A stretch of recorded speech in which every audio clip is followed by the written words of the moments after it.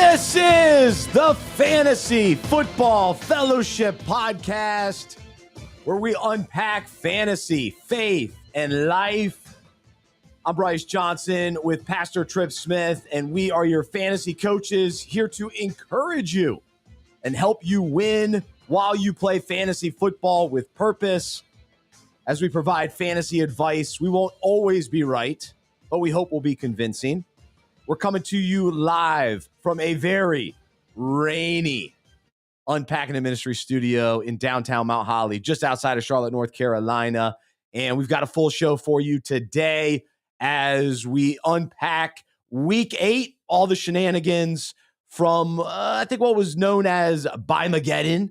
So we saw a lot of interesting players in our starting lineups. How did you survive? How did it work out for you? We got to talk about some of the big performances, especially at the running back position. It was the week of the running back, I believe. Jonathan Taylor, James Cook, Saquon Barkley, Breece Hall. The Jets won.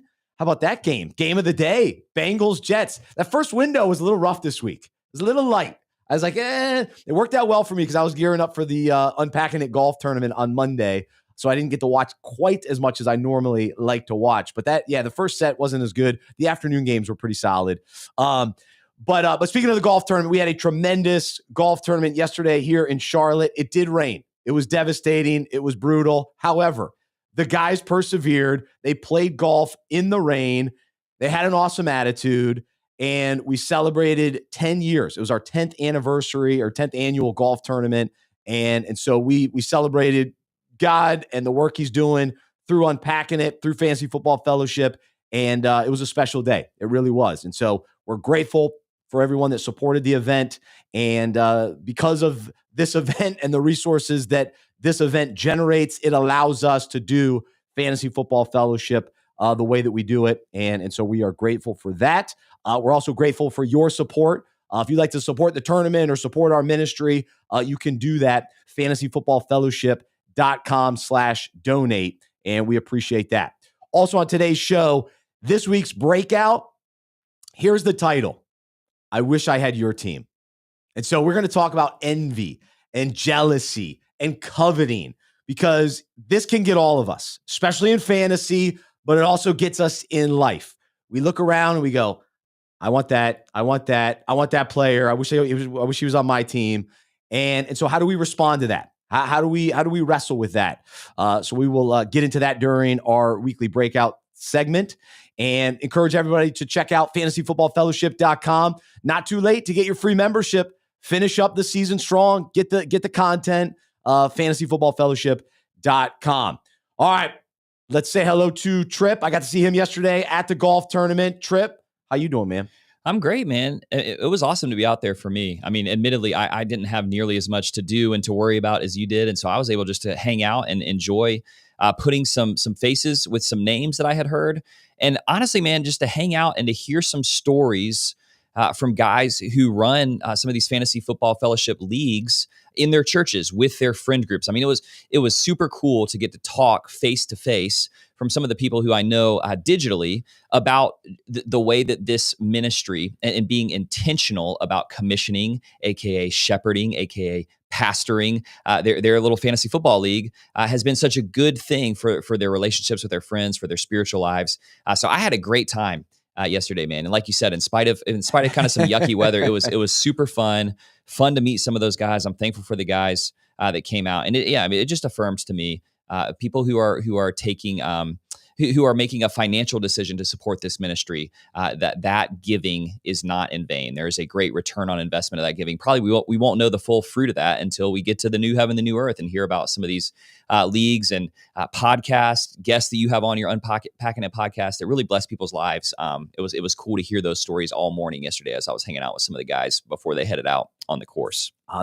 In the rain. No, I appreciate it. Very kind. And very grateful. So it's cool. 10 years, big deal. Put on a tournament every year. We've done it 10 years. Only 2 years we had rain. So pretty good odds there. And we were able to do the tournament even in the midst of COVID. So we never missed a year over the last 10 years. And so, very grateful for that. But hey, man, I woke up this morning and I realized we're over the hill halfway through the fantasy regular season. And this is where the people in casual leagues whose records aren't too good, they start to check out. You start to have an idea of what your team can do and what it can't do and what your needs are trade-wise and waiver-wise. So this is the time to buckle down and get your team into the playoffs. This is when you got to get serious. We've got half of the regular season behind us. It's time to start paying attention to, am I going to get my team into the playoffs? Is there anything that I can do? Once you get into the playoffs, all bets are off. Yeah. And anyone could win once those kind of 6 teams get into the playoffs. And this is the time of the year that makes or breaks your team as a playoff-bound team. Make the push, build a playoff roster. It's go time. So let's take a look at what's going on in the fantasy world, and we begin with all the shenanigans.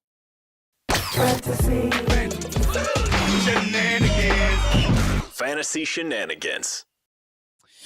So yes, the midway point of the season. This is a big time of year, and you know what I was thinking about is the reminder that the stars eventually shine this season, every season. Like, it's just guys get off to slow starts, but the studs, the talented players, the guys are good, they eventually emerge. Now, sometimes the rookie that you hope will be great doesn't emerge. It's not his year.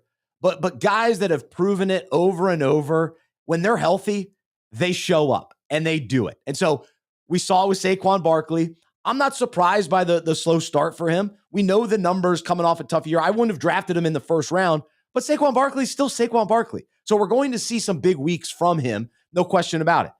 My guy, Chase Brown, finally showed up last couple of weeks. The Bengals look better. He's a stud. He's gonna put good games together. We shouldn't be surprised by Jonathan Taylor. The guy's a stud. He was drafted to be a stud. He's proven that he's a top running back. He's had injuries in recent years, and he hasn't been good because of injuries. Now they have a good team around him. He's healthy. He's lighting it up in the fantasy world. So that is my big takeaway. And the shenanigans that we go through is we start doubting those guys. Well, Barkley's no good anymore. Taylor's no good anymore. Now, these guys are still good, but we also have to factor in other things. So with Barkley, you have to still factor those issues in as far as all the carries he got last year, that kind of thing. But anyway, that's my opening thought. One of my big sort of driving principles in everything that I do when I play fantasy football is to me, there is no difference between finishing in second place in a league and 12th place in a league. And I know there are some people, your buddies give you a hard time for that last place finish. I do not care. For me, if I don't win the league, I don't remember in any of my leagues that I was in last year who finished in 6th place, who finished in 9th place. It just doesn't matter. And so putting that principle together with the point that you just made, a few weeks ago, like I was able to go out and make a big offer and trade for Jamar Chase. Right? Could that have backfired because the Bengals are a disaster this season? Absolutely, it could have. It still could. But Jamar Chase is the kind of player where if everything goes right, he wins you a league. Yeah. Right? So I don't want to kind of sit here with this middling team and not take risks on this sort of like, I'll just finish in 5th place this year and at least I won't get made fun of by my buddies for being in last place. To me, that raises a question. The thought that I had when you just said what you just said is Brian Thomas Jr. a stud? Is this a guy that the Jaguars coming out of the bye, trying to figure some things out? Him and Trevor Lawrence don't seem to be on the same page. To me, BTJ is a guy that you go trade for if you're in like 6th place and you're like, I got to do something significant to make the push to win this league. And it could be a kind of move where you trade for him and then you finish in 10th place because he never puts it together. But if he does, season. But you're banking on that talent that we all saw last year. So I mean, you're exactly right. Studs, they're most likely they are going to stud at some point. And so you just got to make that move and cross your fingers. It seems so obvious, but we as fantasy managers get so caught up in the most recent game and we get all excited about these guys that have the one big week or the waiver wire darlings. And we'll talk waiver wire today. We got to pick them up for sure. But who are the studs? Stick to those guys and ride it out and go get them. And so that's there was a guy in my league who benched James Cook this past week. Right. Yeah. You don't do He's that. Had a few down weeks. You can understand the thought process, but then he just explodes for 216 yards. I mean, yeah, exactly. You got to keep those guys in your starting lineup. They're the guys. You just stick with them. You ride and die with them. And so the one shenanigans from the weekend, we always talk about injuries. And I was trying to think back, what player has been universally loved as quickly and universally loved as Cam Scatterbo. I'm not sure. I can't really think of anybody else in recent years. And so it was devastating for the NFL and fandom and fantasy football on Sunday when he got injured. And it was a nasty injury. And so I hate it for him. I hate it for, I don't really care about Giants fans, but fantasy managers that had him. I did not. I was disappointed not to have him. But from a fantasy standpoint, I do have Tyrone Tracy. And so now he gets to go back into the starting lineup, which I'm thankful for. But we all want Scatterbo out there. He was great for the league. And that was devastating. So, and I think you were wondering, do you watch the replay? I happened to be watching that in real time as it happened. And the camera quickly panned to Jackson Dart. And you could see from his reaction that something really bad had happened. And then they cut to a commercial. And then Red Zone decided to show the replay. And the funny thing that happened is my wife, my oldest son, and my mom, she was on grandma duty this weekend. They were all sitting in there as well. And to watch everyone's reactions, my son was fascinated by the fact that someone's foot could do what Cam Scatterbo's foot did. My mom and my wife were both repulsed. And I, in general, I'm like, I don't want to see the replay if I know that it's that bad. But that was one where it's just right there in front of me. And man, it was wild. It reminded me of the injury to Dak Prescott a few years ago where his ankle broke and his foot was around. But if the only thing that you knew about Cam Scatterbo was, first of all, he tried to do the thing where he gets a trainer under each arm to sort of walk off the field on his own power. I don't know if you noticed that. He was like I'll walk off to the sideline. It's like, bro, your foot is pointed the wrong direction. Oh. And then when they loaded him onto the cart, he starts hyping up his sideline. He starts, come on, guys, get it going. Oh, and he was in Philly, and they gave him a standing right. They're clapping for him. Yeah. He's trying to get his team hyped up, like we can still win this thing. If that was all you knew about Cam Scatterbo, you'd be like, this guy is awesome for football. Awesome. He's fun to have on your fantasy team. And I guess the hope is that he fully recovers and he's back and ready to play next season. But his season is over. And that does make Tyrone Tracy, and I think maybe even if in a deeper league or if you're in a desperate place for running back, Devin Singletary wasn't healthy at the beginning of the season. We saw him get a little bit of work in this game. He could have a 2-point week for you if you put him in your starting lineup, but you might just get lucky and he might have a 10-point week during these buys if you're just desperate at running back. So it makes a few players relevant. It's just one more bad beat for the Giants. And I think just at this point, it's like this season is about just developing Jackson Dart as a quarterback, as a player. There's reason for optimism for them next year. But yeah, their season is over. Be interesting to see if Brian Dable is there next year. I mean, they've had so many bad breaks this season, and you can just tell he's melting down on the sideline. He feels he's beside himself with all the bad luck that he has had. It's bad. It's really bad. So, the next coach that comes in, he's going to be pretty excited because he's going to start the year, hopefully, as long as everybody gets healthy. Malik Neighbors and Cam Scatterbo. Right, yeah. I mean, that's a good start with Jackson Dart. And Dart continues to be impressive. I was looking at rankings today, and I've got to make a choice between Dart and Stafford this week. And the rankings I was looking at, Dart was higher than Stafford. I mean, that's crazy to think. And Stafford's coming off a 5-touchdown game 2 weeks ago before his bye. So Dart is in that mix, which is impressive. All right, other shenanigans from the week. I mean, the Jets winning, that's one thing. The Dolphins winning. And so both of those teams had good fantasy days as well. But the matchups, I mean, it's becoming more and more clear the defenses you want your fantasy players to play against. You love going against Dallas. You love going against Cincinnati. You want to be in those Dolphins games, those Jets games. Like those are great for fantasy purposes. And then the biggest shenanigans of the week, the Falcons. I mean, what in the world? I don't know what to say. I have no idea. They are the weirdest team we've seen in a long time. Yeah. I mean, Bijan did nothing. Kirk Cousins, poor guy. We thought maybe he'd come out and be okay, but Drake London gets hurt right before. If a player gets questionable at the last minute, he's not playing. Mm-hmm. You know that. Happens. Because something popped up and now it's a nightmare. So that was a sad Sunday morning out on my lineup. I mean, the line of reasoning with the Falcons had been they play well at home, and they seem to be doing this every other game thing where when they're at home, they're a pretty solid team. So they can beat the Buffalo Bills in Atlanta, but they can lose to the Carolina Panthers 30-0 when they're in Carolina.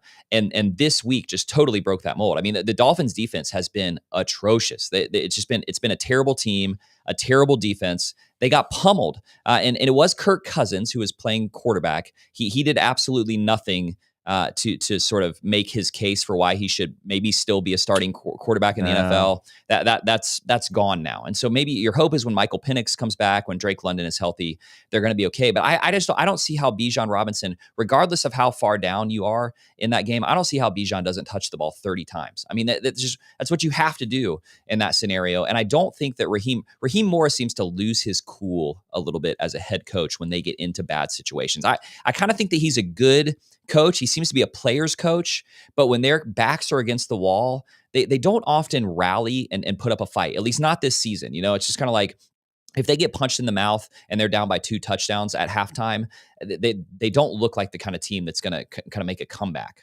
No. Well, and we've seen, the Titans are terrible. They get blown out. We've seen some of these teams get blown out. The Jets have been blown out plenty and that kind of thing. But a team like the Falcons should not have been blown out twice this year. Yeah. With the talent they have, and especially when you have maybe the best running back in the league. I mean, Jonathan Taylor at this point is, but Bijan's in that mix. You can't get blown out like that again. So I just think with the Jets, Aaron Glenn and Justin Fields are playing for their jobs, playing for their jobs. With the Miami Dolphins, Mike McDaniel and Tua are both they're coaching for their jobs. So this was just like a backs against the wall, just kind of a last death rattle. I don't think that either one of those teams are good, but they were able to win this week. I actually want to go on record and say that I think the coach who maybe should be on next to be fired watch is actually Zach Taylor. If you watch the way that they managed that game at the end of the game when they were down by 1 point was absolutely atrocious. And I just think at this point, there is so much evidence that Joe Burrow is such an incredible NFL quarterback that he can put a bad team on his back. And the combination of Burrow and Jamar Chase, it covers a multitude of sins. I don't think that I do not think that Zach Taylor is a good coach, and their defense is wretched. It is awful. And then it's like, Flacco ran into the locker room, I guess, to go to the bathroom. I think he had to go potty. I think he got a little hurt. What? He's a little banged up. What the Jets are no. What are they doing? The Jets are running the 2-point conversion to go up by 1. They're at the end of they're kicking. They're kicking, and he takes off from the sideline, runs in the tunnel as they're doing that, and is back by the start of their final possession of the game. I think he went to the bathroom, and then he came out there, and you would have thought that it was a tie game with 10 minutes left in the game. The way that they were playing, the way that Taylor was coaching, they ended that game. They lost that game the way that they did with 2 remaining timeouts. And Zach Taylor just looked like he was just totally out of his element on the sideline. So I actually think that there's a scenario where the next coach that may be fired is Taylor, in spite of the fact that Burrow isn't playing. I just think that the jury do that though. That's tough to injuries fire save these guys, right? Yeah, it's like I know. Injuries are saving Daboll's I don't disagree job. with you. I don't disagree with you. That's just a tough I just sell. think he looks, when things are going well and Joe Burrow is in the game, I think that I could coach the Bengals when Joe Burrow is in the game and probably coach them above a 500 record. He has looked inept at times this season. And I just want the Bengals to be better than they are and to not waste Joe Burrow's career, because he truly is an incredible quarterback. But I could not believe that they lost that game. And it looked like a mess at the end of that game. So they're kind of back to square one, even with Joe Flacco, I think, is their kind of fill-in quarterback. So yeah, fantasy ramifications. The positive is Chase Brown's looking better. Well, did you know that Jamar Chase, over the last 3 games, has been since Flacco started playing quarterback for them, has been targeted 54 times. In 3 games, he has been targeted 54 times. If you were to extrapolate that out over a whole season, it's more than 300 targets on the season. So Joe Flacco, to his credit, at least knows the assignment, which is just throw the ball to Jamar Chase as many times as possible. So those skill players will still be serviceable, but I think the real Bengals are such a mess. It's such a demoralizing team to be a fan of, I think. So no tough question. ending to that game. All right, the last thing I want to get to, and then we'll jump into some accountability and confession, is, all right, it was the big tight end day, and they made a big deal about it. The tight end position it's this way every year. I'm even in a fantasy league where we actually tried to get rid of the tight end position in fantasy because it's just so difficult. We were going to do a flex, wide receiver, tight end flex spot, but it got voted down. But it is the hardest position to navigate week in, week out. And this past week, we saw some decent performances. It wasn't a crazy day, but Tucker Kraft led the way in a big way and has been awesome this season. What do you make of the tight end position kind of midway point of the season? who do you trust the most? Who are you out on? To me, it's just a weekly shenanigans situation. Yeah. Like I've got a tight end situation. I have David Njoku and Juwan Johnson. And I've been playing the guessing game with these two knuckleheads and who's injured, who's healthy. It's been a nightmare for me. The league I have Tyler Warren in, I'm loving life. Love it. Yeah. I told you last week what's boiling Bryce. George Kittle scored me 0 points. And then this week he was solid. And then he was out for half the year, more than half the year. So anyway, that's my spot on the take on the spot. You said it exactly right. It's like this every season. There's a group of like maybe 5 tight ends where it's just set it and forget it, right? Yeah. And you feel great if you have Tyler Warren, if you have Trip Bride. Those guys are in your starting lineup. You don't think about it. I think streaming tight ends is a real possibility. There are styles of defenses that sort of open up that are more susceptible to tight ends catching passes and tight ends scoring touchdowns. And so if you're on one of those platforms that shows you the strength of the defense against the tight end position, I think that's a real way that you can kind of, if one of these sort of, do I go with an Njoku versus whoever else, look at the defense that they're playing. I really think there is something to that with the tight end position more than just about any other position. And so, yeah, you can kind of just stick somebody in there and hope that they catch a touchdown. But the main thing is just not to stress too much about it, because tight end is, no one really knows unless you've got one of those studs. No one knows what to do. And you're just hoping for a TD. You're hoping for 10 points out of your tight end on any given week. And where I'm just kicking myself too is that I was in on Mason Taylor before the season. And then I only ended up with him on one team, and he's been up and down. The Jets have been but this past week, pretty solid game, got kind of the game-winning touchdown. So I wish I had more of Mason Taylor. And then I'm just so upset. Like I've had a nice fantasy season. Oh, I'm right here, wrong here, whatever. But the one guy that got away is Oronde Gadsden. I was going to ask what you think with the Chargers, because I was in on him early, and then he had a couple bad games. I'm like, I guess he's not that good. And now he's been on a roll, and I'm just watching him play great, and he's not on any of my teams. Yeah. And I buy into him. I think he's going to be great the rest of the way. The Chargers had like Will Dissly and the other knucklehead that's been there for a while. Oh, yeah. No. Will Dissly's been there. Who they have? Conklin. They got a couple like. They're stringing it together with these mediocre tight ends. Yeah. Mediocre guys that are still like in the mix. But now Gadsden has risen above those guys, and he's the clear guy, and Herbert throws it 1,000 times. He looks great. Yeah. I heard somebody make the Antonio Gates comparison with him. Yeah. He looks like that kind of athlete. So that could be a real like league winner if you found Gadsden on your waivers. Gosh, he's love great. To have him at tight end. And then of course your boy Kyle Pitts, like even though the Falcons were bad, he had a good day. He's a PPR guy, which is weird. He catches a lot of passes. He doesn't do a lot with them, but he gets a lot of targets right now. So and then of course last night I'm playing against Travis Kelce, and he had the game of his career, of his season. I should last say. Chance to sell high on Travis Kelce. Ooh, anyone who owns Travis Kelce should immediately see what they can get for him, because with Rashee Rice back. Yeah, but he's been bad. I mean, he played great with Kelce. Rashee Rice is the centerpiece of that offense, and there are weeks where Kelce totally disappears. And so I'm just telling you, we'll come back to this later. I think I put one of these in our Would You Rather section of our show notes, so we'll come back around to Travis Kelce. All right, fair enough. So yeah, that's an interesting one. But yeah, Kelce, he's always got these games in him, even at this stage of his career. But I do agree with you that we can't expect it every week. But with the shenanigans at the position, it's nice to have Travis. I'd rather have Travis Kelce than Juwan Johnson as I ride that train now with the new quarterback, Tyler Shook.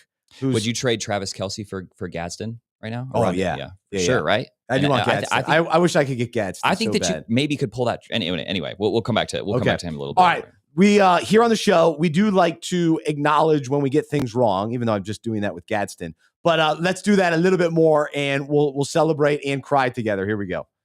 Pardon me, Mr. Perfect! I guess I forgot that you never ever make a mistake! Just when I think you couldn't possibly be any dumber, you go and do something like this. And totally redeem yourself! I am the smartest man alive! All right, every season, I have to confess this. There's a running back that I want to make it happen. Like I think that I'm the head coach, and I'm willing this guy to be more on the field, to be out there and more a part of the offense. And it just never happens to the level that I expect it to. And so I put this guy in my starting lineup thinking that this will be the week. This will be the week. And so because it was Bimageddon last week, I decided it's finally Brashard Smith. Like he did it last week. He had a good game. I was like, oh, it's going to continue. Kareem Hunt's a little banged up. Let's put Brashard Smith in my starting lineup. He did nothing on Monday night. Now, so I have to confess that. But now we're getting, I'm getting teased again. I hate for Pacheco to get injured, but he did get hurt at the end of the game. It looks like he's going to be week to week, so he'll probably be a late questionable guy. But if he is out, now I'm going to be back to the drawing board with Brashard Smith. So if you've been listening to the show all season, you've heard me talk about him, and you're probably like, dude, give it up. I can't give it up on Brashard. I still one more chance. Come on, Brashard. Yeah. So that's an interesting situation with the Chiefs. Don't you just think there's this category of quarterback in the NFL? And I'm thinking about guys like Patrick Mahomes, like Josh Allen. I think Drake May has ascended into this category where they are such good NFL quarterbacks that they can utilize any one of the 6 weapons that they have available to them on any given week. So I would just say, like, it's just like you don't know whether to start Stephon Diggs or Kayshon Boutte with New England. You don't know whether to start Hunter Henry, even for that matter. Yeah, Hunter Henry. You don't know whether to start Keon Coleman or Shakir, Khalil Shakir with the Buffalo Bills. And I would say Kincaid. Right. Exactly. That those quarterbacks are so good that they can beat you without utilizing one of their main weapons on any given week. So I would just say with the Chiefs, the only guy that I could start with confidence the rest of the season is Rashee Rice. That's it. But you probably, if you own Travis Kelce, if you own Xavier Worthy, and now I would say if you have Brashard Smith and also Kareem Hunt.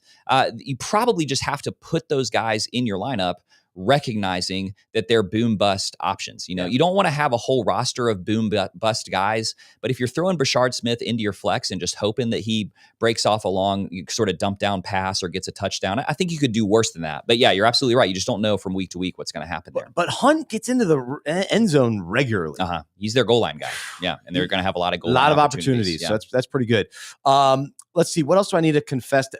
That's my big confession. On a positive note, I stuck with Troy Franklin and kept him on my roster and started him this week. And he had another big week, got in the end zone. And so I like Troy Franklin a lot. I think he scored twice. He had 20-some points TDs this week. Yeah. So huge day for him. So I'm excited about that. And on the flip side, I was in on him and Cortland Sutton. And so kind of like this Broncos passing attack with even with Bo Nix.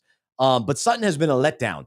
And I'm not ready to give up on him just yet. But even to your point with his other quarterbacks, the Broncos are a little bit that way too. Yeah, Bo Nix can do that too. Marvin Mims gets in the mix. Evan Ingram has made appearances. Even Patrick Bryant, I think, was catching a couple passes. Pat Bryant scored a TD this week. Adam Troutman will get a touchdown every once in a while. Bo Nix can sling it around a little bit. Yeah, but there's volume there, so you still want those guys. Have those guys in your lineup. I think Franklin and Sutton are still guys I want down the stretch. The Broncos are good. They're going to be in some of these great matchups as they're fighting for playoff spots with the Chargers, with the Chiefs, scoring some points, and so I'm happy about that. So, what do you want to hold yourself accountable to and confess today? A couple guys that came to mind this week for me, and this is a guy I've been trying to figure out what to do with. I traded for this guy in a dynasty league, and I really regret this move. But coming into the season, all the hype about Ja'Cory Krosky-Merritt.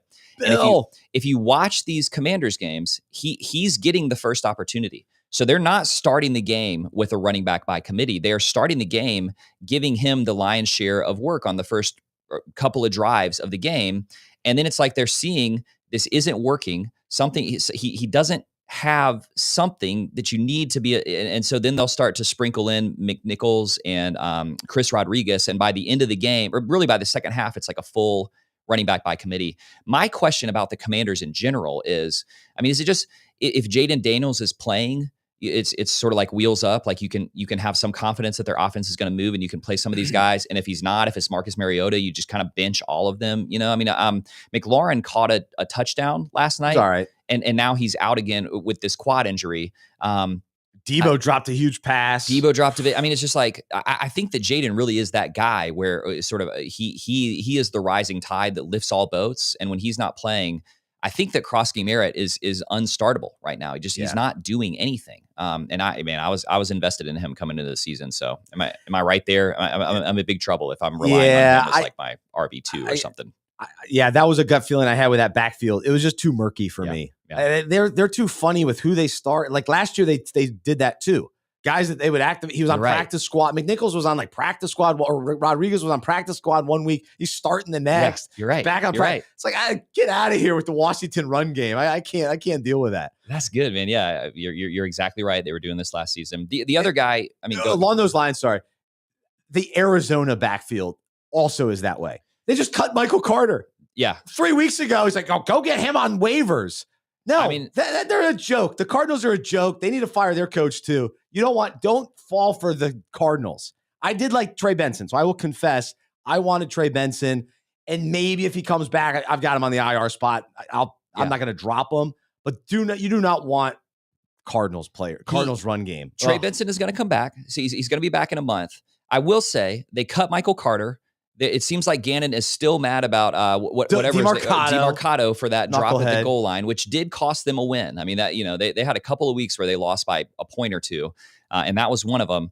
The last man standing there is Zondervan Knight, Bam Knight. So I will say that I think that it's at least clear that he is going to be the starter who gets the lion's share of the work. Now whether that has value is a totally different question. You're right, because they are, I would say, fairly categorized as a dysfunctional franchise at this point.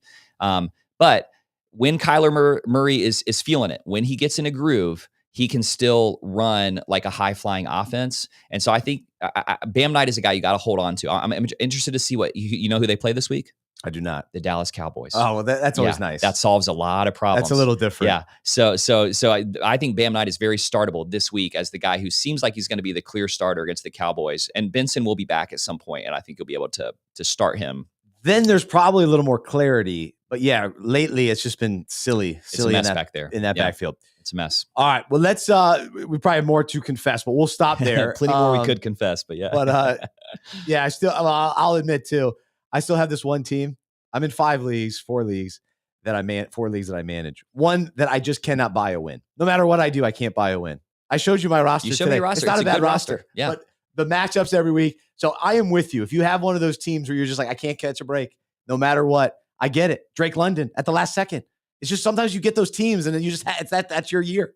So we're in this together. We persevere. We keep going. We keep trying to turn the tide. That's it. All right. But every week on this show, we love doing our weekly breakout where we take a fantasy concept related to the Bible, related to life, fantasy leagues, discuss this breakout topic during league meetings.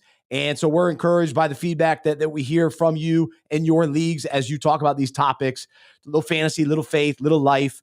We just want to set you up, and then you get to enjoy the dialogue and the conversations. And so this week we're talking about envy and just sort of this thought of, I wish I had your team.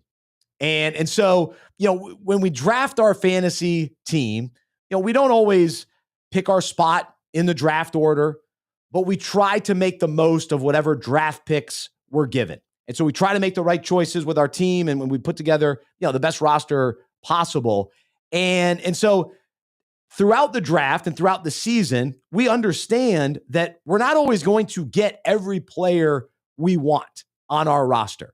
There's that guy that we, maybe targeted in the draft, or even weekly when we go to the waiver wire, we're like, oh, I want this player, and we put in our bid, or we put in our waiver claim, and we want that guy. And then what happens? We don't get that guy. And that guy ends up on somebody else's team. And the whole season, we're watching that guy just go off and have a great season. And we're thinking, oh man, I wish I had Jonathan Taylor on my team. I'm watching Taylor just bust another 50-yard run going, man, I want that guy. I want that guy. And so this is what we deal with. And so oftentimes what we'll do is we'll look at our own roster and we don't like what we see. We're going, I got this guy. He's underachieving. This guy's letting me down.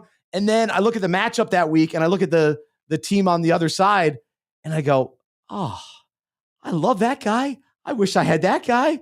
Oh, come on. You got that quarterback too. I want all those players.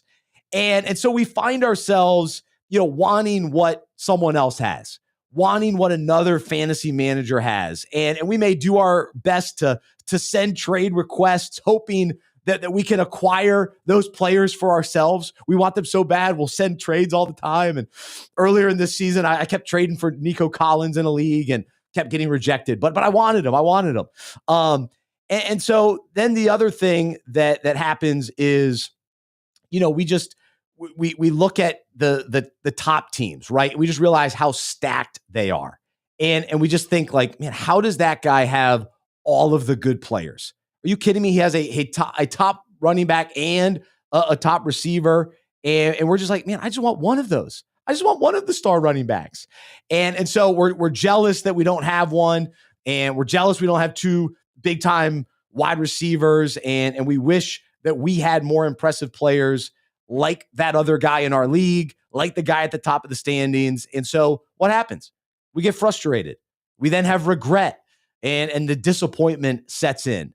And so when you think about this, is there a player that you've been jealous of, a manager that comes to mind, or a roster that you've seen where you've just been a little envious of this season? I mean, I'm glad to say, with the I think this is the danger of playing in like keeper leagues and dynasty leagues, is that there can be, over the course of a few seasons, somebody who just does a manager who does everything right and really builds this juggernaut, and you look at that team and you're like, oh my goodness, nobody is beating this guy, So I'm in a league with a guy who, over the years, he's built up this. He's got Christian McCaffrey, he's got Saquon Barkley, he's got Jonathan Taylor. It's just like his roster of running backs is just disgusting. But in general, I mean, I think we've named some of the fun players. Always those fun risers every season are guys that are fun to have on your roster. But I actually have made it a point over the course of my fantasy career to look less and less at other people's teams. I really, especially if I'm trying to make trades, it's usually with the people who are in the bottom half of the league, because I think they're the ones who are the most open to making a trade. And so I really don't even look at the first place guy until I'm playing him. And then I'm like, oh gosh, here we go. Okay, maybe I can get lucky this week, But yeah, this is a thing that I did it so much in my early fantasy career, and it only leads to sort of dissatisfaction, discontentment, disappointment. And so I try not to really do a lot of like roster surfing of the other guys in my league. It's good. So we got to get to that point. Absolutely. Last week we talked about temptations, and so this is one of those temptations, right, which is to look at other people's rosters. And so ultimately, we just have to keep our eyes on our own team. And we have to make the best decisions that we can with what we have in front of us. This is the roster that we have. And yes, we can add and drop and make some trades, but we can't worry so much about, how well other fantasy managers are doing, unless, of course, we want to, compliment them or encourage them, right? No, I don't know about that. I don't know if we can go that far, but that's the only reason. Okay, good for you, man. I see your roster. You've done a nice job. We can give them a little love for that. But ultimately, we have to look at our own roster and manage the roster that we have. That's what we're responsible for. We're responsible for our own roster. And so when it comes to our own lives, you can see the parallel here, because every day, we're tempted to believe that many people around us have a better team. And we look at their job titles, we look at their house, their car, maybe their marriage or their spouse or their kids. And if we're not careful, we can desire what they have, and we can envy what their life looks like. And we go, man, I wish I had that life. I wish I had that job. Oh man, my job's a nightmare. I'm dealing with all this kind of stuff. Look at his job. Look what he's doing. Gosh, he got another promotion. And so, we sometimes even, in fantasy, we want a player on another team, and we want something that someone else has. And so sometimes we'll even do our best to acquire it, right? We start chasing those things.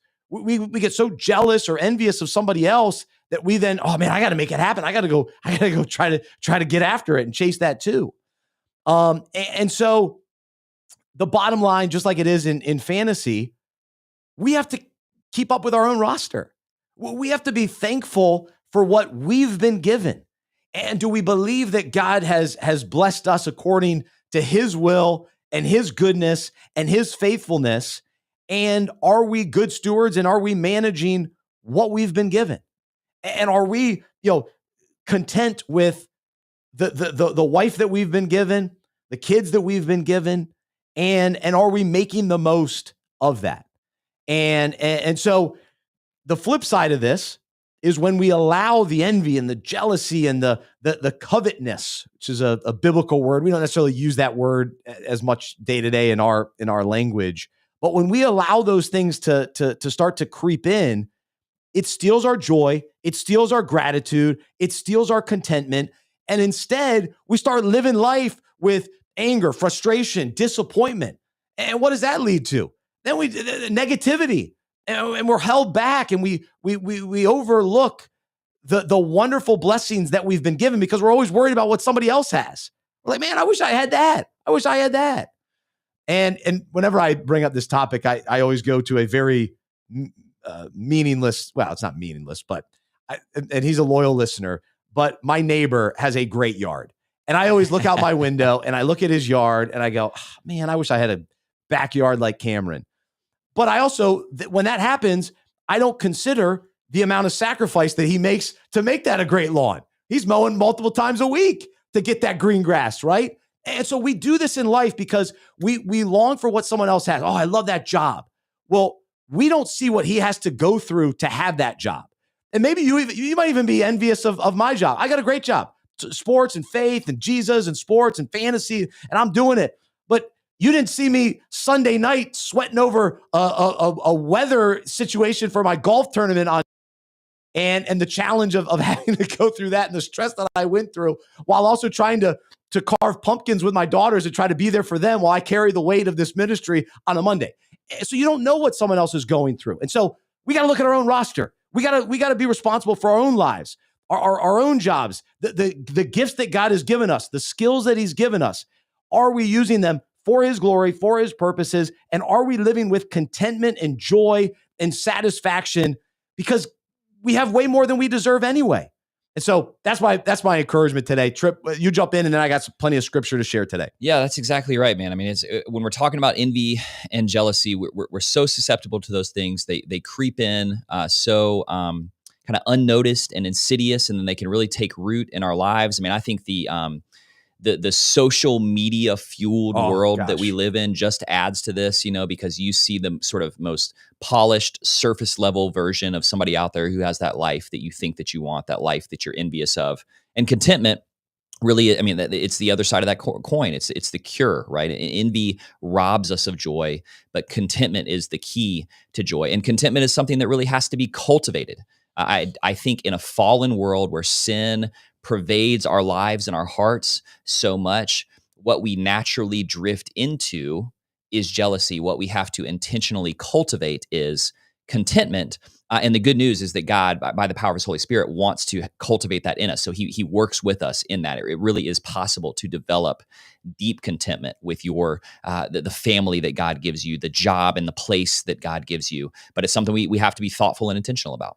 That's right. And be aware of it too. Right. Because to recognize when it's happening is really the first step. Yeah. Yeah. Because all of a sudden, you start thinking about it, you go, ooh, yeah, I'm getting envious here. I'm sensing some jealousy. And it rears its ugly head plenty in my life. And when other people get opportunities that I wish I had, or I think that I want, or when I see ministries or businesses further along in the process, and I go, oh man, I'm so envious. I wish that we were further along, and all those kinds of things. And I have to be reminded that, all right, I've got to trust God's timing. I got to trust the work that he's doing in me and through me and around me, and trust in his timing. And so, and again, and being content with where I'm at in the process.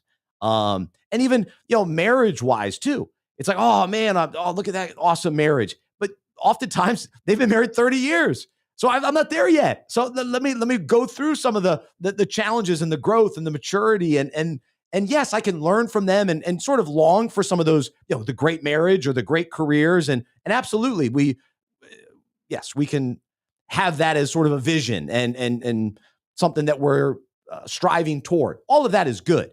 The challenge is when it leads to this negative envy. And when I get on LinkedIn and I finish looking at LinkedIn and now I'm filled with disappointment and discouragement going, I'm not doing enough. Mm-hmm. I'm not good enough. I'm not far enough along. I wish I had that guy's career. I wish I had his vacation home. I wish I had his sweet car. I'm not a big car guy, so I can't even say that. I don't care about cars. But you start saying those kinds of things, right? You wish this, you wish that. But here's what Scripture says. Let's go back to the 10 Commandments. Exodus 20:17. This is the Amplified translation. You shall not covet, that is, selfishly desire and attempt to acquire your neighbor's house. You shall not covet your neighbor's wife or his male servant or his female servant or his ox or his donkey or anything that belongs to your neighbor. And so, of course, we don't have to deal with the oxes and all that today.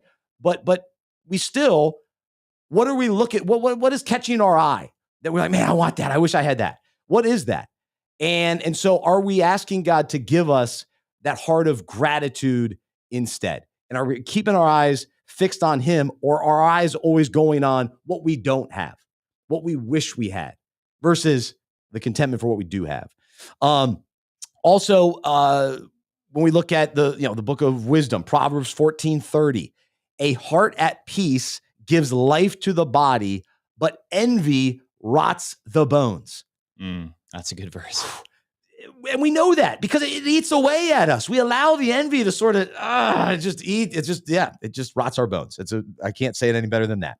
And then Job 5:2, surely resentment destroys the fool and jealousy kills the simple. And so this is strong language about what this does. Envy and jealousy and resentment. That's another kind of word to throw in there as well. And then in James 3:16, it says, for where you have envy and selfish ambition, there you find disorder and every evil practice. Because envy it can lead to not only sinful thoughts, negative thoughts, attitudes, perspectives, but oftentimes it can lead to negative behavior. When you really start envying something, coveting something, and what that could potentially lead to, as this verse says, it can lead to every evil practice and disorder. So any other thoughts on those? Yeah, so much. I mean, I think even going back to that 10th commandment, right? There's this incredible logic. There's something profound about the way that God organizes the 10 commandments, because the first commandment is, you shall have no other gods before me. That's a heart-oriented commandment. It's saying if there's something in your heart that you are putting higher and more central and more primary than me, your life is going to fall apart in all sorts of ways. And then the 10th and then there's all these commandments in between that are much more kind of external sins. But then the 10th commandment comes back around to that heart issue again. If in your heart you're saying, I need that thing that my neighbor has, that thing that belongs to the person next door to me to make me happy, your life is going to fall apart in all different ways. The other verse you quoted there, it's going to rot you from the inside out. It arises from within the heart. And so the Bible is full of all these warnings about how envy and jealousy and covetousness can mess us up. The verse that I always think of here, there's an often misquoted verse. We've all heard this verse. It's Corinthians 4:13. I can do all things through Christ. Philippians 4:13. I can do all things through Christ who strengthens me. I think it's an amazing verse, and it's one of the most misappropriated, miscontextualized verses, because it usually people will use it and say, I can go out and seize this grand ambition, this great goal that I have. Jesus is with me, and so I can do all things. I'm strong enough to go out and do it. If you look at that verse in context, if you go back a couple of verses before to Philippians 4:11, Paul says, I've learned in whatever situation I am in to be content. I know how to be brought low. I know how to abound. In any and every circumstance, I have learned the secret to facing plenty or hunger, abundance or need with contentment. I can do all things through Christ who strengthens me, right? And so when we come to Jesus, recognizing, Jesus, I'm prone to envy. I'm prone to jealousy. But I'm in this time where I need you to teach me contentment. I need you to strengthen me for the life that is my real life in front of me. Not this life that I would imagine that I would have, or that I would like to have, or my biggest ambitions. The family, the vocation, the life that you have put right in front of me. I want the guys who are listening, people who are listening to this podcast, just to hear, you may feel like you're in a time of abundance or a low time, a time of need and hunger, or a time of great growth. You don't have a lot of control over the circumstances that you find yourself in on any given day. But Jesus promises to strengthen you, to love and to lead in the context that he has you, whether they're big or small. You know, this was such an important thing for me as a pastor, to look at other pastors with bigger platforms, bigger congregations, bigger fame, written a bunch of books, and to say, that's what I want. That's what I'm supposed to be. And to hear Jesus kind of whisper in my heart, no, this little group that I put right in front of you, this little congregation, this little family, what I want you to do is to love them and to serve them and to be content with the life that I have given you. And there's so much joy and freedom in that. And Christ, that really, it can sound like settling. That's not what it is at all. It's actually embracing the life that Jesus has given you and living it with him. He will strengthen you to do greater things than you would imagine that you could do.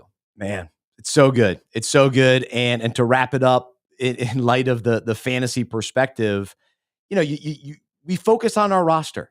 How do I improve this roster and how do I, put the best starting lineup in place? And so every day we're looking at our roster. And so we're looking at our life. Like, we're not going to get any better looking at our roster, or our roster isn't going to get any better by looking at the other roster, right? Mm-hmm. Like, oh, I can't believe this guy. He's got 2 wide receivers that are top 10 wide receivers. I wish I had that team. That doesn't help your team, right? Now, you can learn from, I wonder how he put together this team. That's fine. And again, we can learn from other people that have a great life and have done things well. That's fine. But what the difference is the envy and the negative side of it. So I hope that we can just sort of examine our heart in that regard. And so we look at our life and go, okay, this is the job that I have. How can I do it better? How can I glorify God more in my career? This is the family God's given me. How do I help build this family up in the Lord and encourage my family and lead them well? How do I do that versus, oh man, I wish I had a son who had the star quarterback of the high school team. What does that do? Right? That just then that leads to all this negativity. Okay, this is the family I've been given. So anyway, we can go on and on. This is big for me. I wrestle with envy often and have to continue to keep my eyes fixed on Jesus, satisfied in him. He's the only one that can satisfy, and to be grateful for the many blessings that he's given me. And so I hope that you'll go through that process as well. Be aware of when the envy, the jealousy sneaks in, and how do we respond appropriately and diving into God's word and clinging to him. So that's this week's breakout. Good stuff from Trip as always as well. And I hope that you have a wonderful conversation with your league. And I hope you'll be honest. I hope you'll be honest about what you really get envious about. And who is it in your league that you're envious of their roster? And maybe there's somebody in your league that you're envious of their career or their status or their vacation home. Confess that a little bit. Wrestle with that. What's there? What's going on there? Admit that your neighbor has a better lawn. So I admit it. Cameron, you've got a better lawn. Way to go. Way to go. I'm proud of you. And maybe a little love for the guy instead, right? Throw a little love his way. So there you go. That's this week's breakout. All right. So let's, we got a few minutes left here on the show. And often on this show, we like to consider some of the players that are having a great season or, last couple of weeks, they've been playing well. And we ask the question, should we jump on the bandwagon? And then what about the players that have been struggling the last couple of weeks? Are we ready to jump off? Here we go. Get off the bandwagon. It's time for Bandwagon Riding. Getting on, getting off.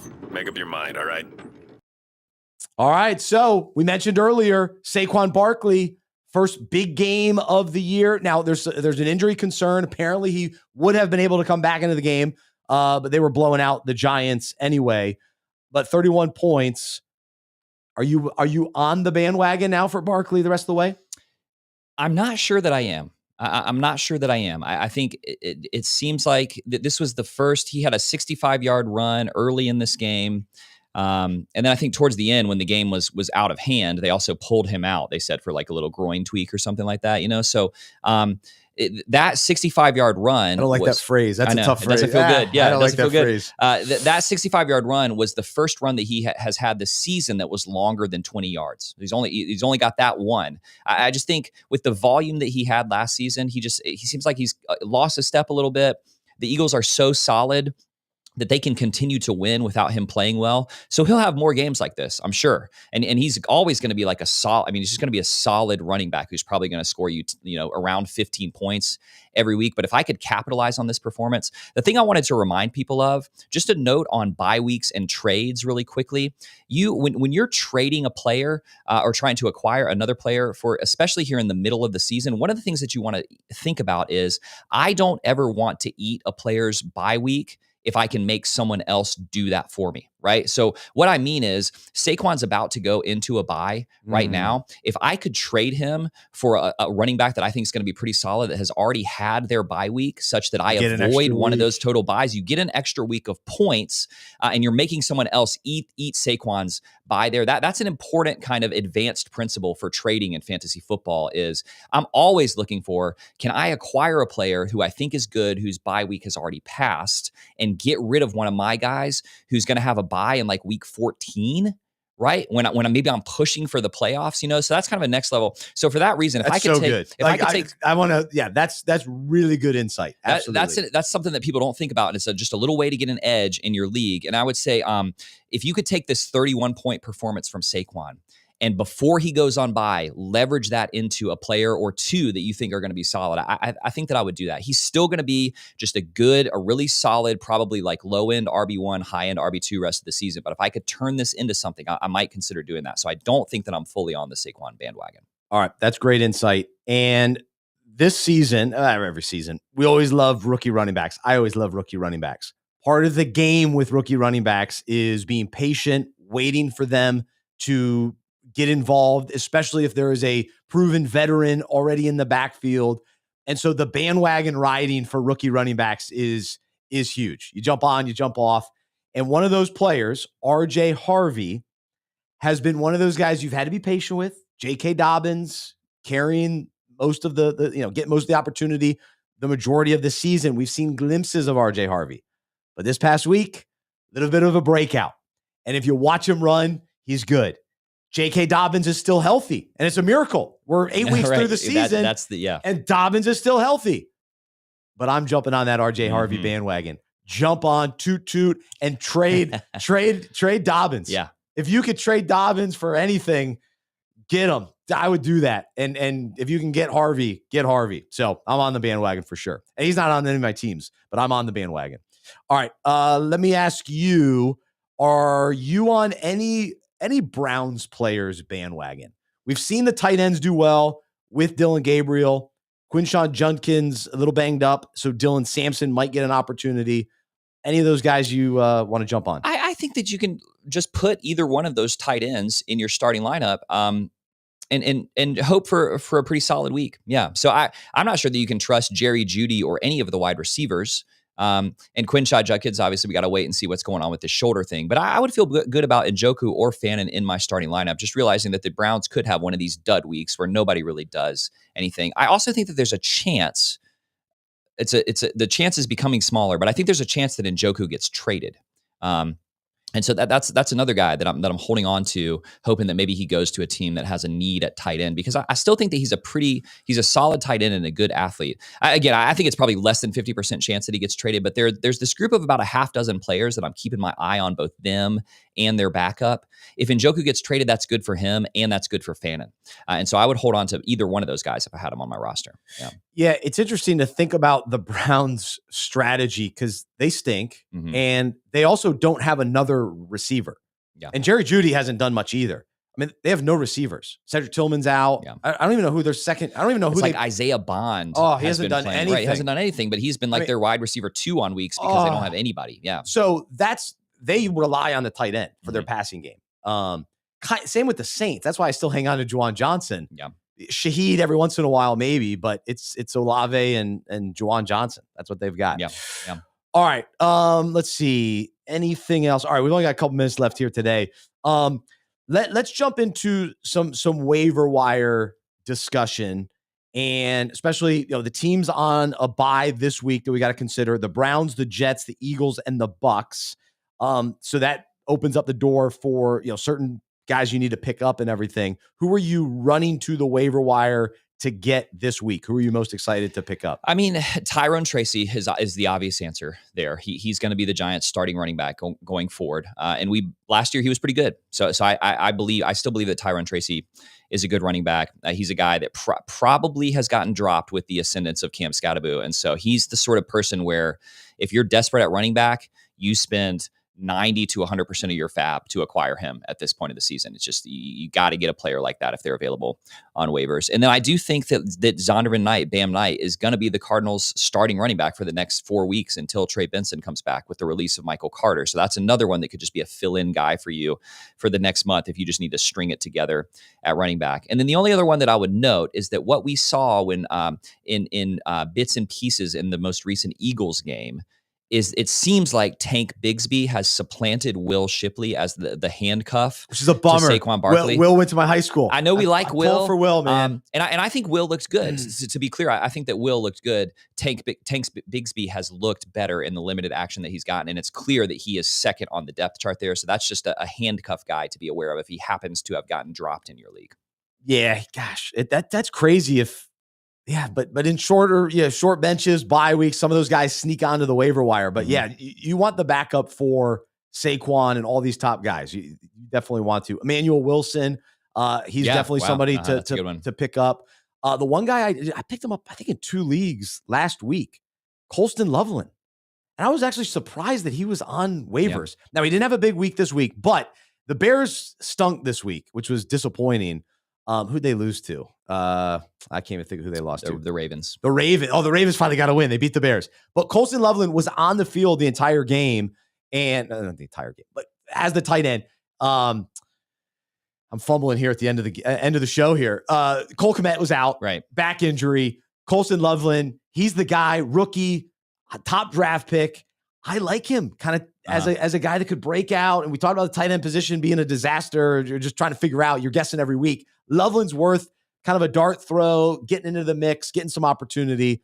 Hopefully the Bears play better this coming week. We just get biased by these Brock Bowers and these Tyler Warrens who just come, these players who immediately come in and have a big impact. And we forget that the normal trajectory, especially for a position like tight end, is that it takes them a while to develop. And so I think under Ben Johnson, I think you could see Colston Loveland being the kind of guy who becomes a startable tight end in the second half of the season. Another name, this is a nasty one. This is a nasty boy, okay? But deep league, if you're desperate at tight end, I just think you don't start this guy yet, but you pick up Gunnar Helm, who is the tight end for it. Look, man, he caught a touchdown this week. Cam Ward likes him. Okay, he was a touted kind of guy coming out of college. He was a very good tight end in college, and I think that Shigo Okonkwo is another one of these guys who seems to be on the trading block and could end up on another team, and so that would make Gunnar Helm a starting tight end for a team that's desperate for pass catchers, and maybe they're a little bit better in the second half of the season than they were in the first half of the season. So that's a gross one.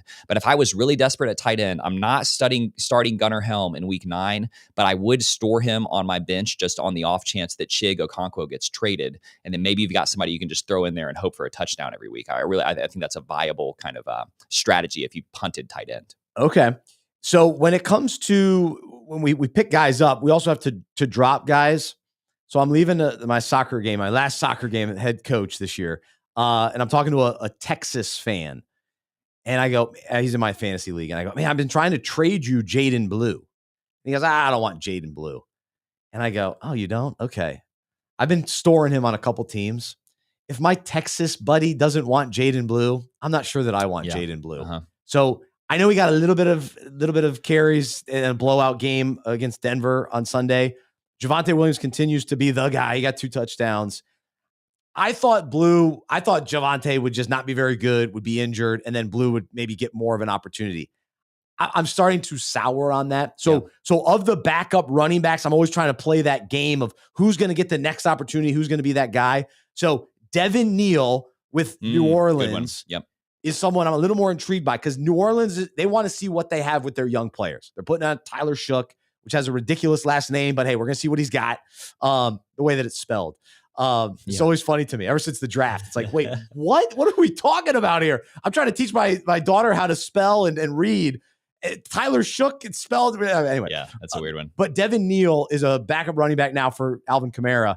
What's the point of playing Kamara at this point? I mean, seriously, what are we doing? So Devin Neal's a guy you want. I'm souring on Jaden Blue. Maybe you have to drop him. I think even if Javonte gets hurt, Jaden Blue is an undersized running back. I think it would be more a committee between Blue and a guy named Phil Maffa, who played for the Clemson Tigers last year. He's the more big bruising back there, and I think that's probably the approach that the Cowboys would take. So I don't want Javonte to get hurt. He's been a great sort of diamond in the rough that you discovered this season. But if something were to happen to him, I'm not even sure if I would bid on Jaden Blue, or at least I would make a low bid, and I might go try to like secretly add Phil Maffa like in the middle of the night, thinking that he may get a little more volume than people expect. So I'm with you. Blue's droppable, I think. Yeah. Isaiah Davis, I would hang on to with the Jets. Got to hang on to him. Don't Bryce drop is him. another one of those guys that should be traded. If the Jets are paying, I just don't understand why, like the Saints, Kamara is a fan favorite. I know he's been loyal to that franchise, but if you're in the situation that you're in and you've got a 29-year-old running back, it only makes sense to trade that player. And I know that sounds ruthless. I don't know anything about like sort of the locker room or relationships and the relationship between GM and player and the trust that you're trying to build. But I think Devin Neal is a great little kind of secret stash to think about. A little flyer. And Isaiah Davis is absolutely in that category as well. Yeah. And then, of course, if Tyjae Spears is still available on waivers, you want him. He had a nice week this week. But the Titans are tough to trust at this point. So there you go. There's a few waiver wire thoughts, but good luck to you in week 9. I hope that you were encouraged by our conversation today about envy. And man, let's choose contentment and gratitude. That's the difference. So as we trust in Jesus and follow him, he gives us that contentment and gratitude. When our eyes are on him, that will be the response. So for Trip, I'm Bryce. I'm a fantasy manager who follows Jesus. I believe in the good news that he died on the cross for my sin. He was resurrected. And through faith, I've been saved by his grace. I hope that is true for you as well. And I hope you'll join me as we live life as fantasy managers who follow Jesus together. Have a great rest of your day. Enjoy your league meeting. And we'll talk to you next time right here on the Fantasy Football Fellowship Podcast.